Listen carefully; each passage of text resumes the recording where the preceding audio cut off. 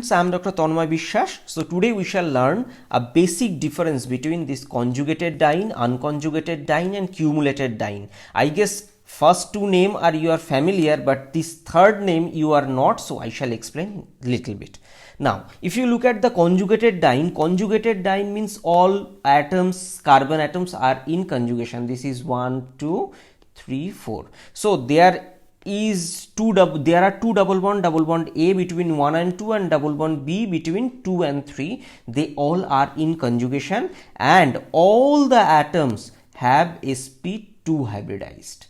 Okay, they all have p orbital and they are conjugated. That's why this is called conjugated diene. Now there is a term unconjugated diene, means somehow the conjugation is breaking, and this conjugation is breaking because of this CH2 which is actually sp3 hybridized. But apart from it, these four carbons are sp2 hybridized. And if you look at the most interesting part, that is cumulated diene. In this case, this CH2 and this CH2 both are sp2 hybridized, whereas very interestingly this central carbon is sp hybridized. So question may come from their hybridization point of view also. Now you will be little confused, sir, why this cumulated diene is unique. I shall explain now.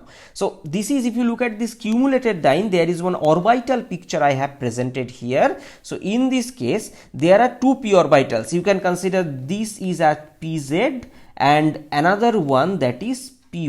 This is along y axis. So this blue pi bond which is formed among two py bond, fine, and this red pi bond formed between two pz bond. Now why such kind of unique bonding? Because look at this central carbon atom is forming the two pi bonds. So consequently it's sp hybridized, so it need it has two p orbital, and we know the p orbitals have a angle of 90 degree. Consequently the two double bonds, means this double bond 1 and double bond 2, they are in 90 degree to each other.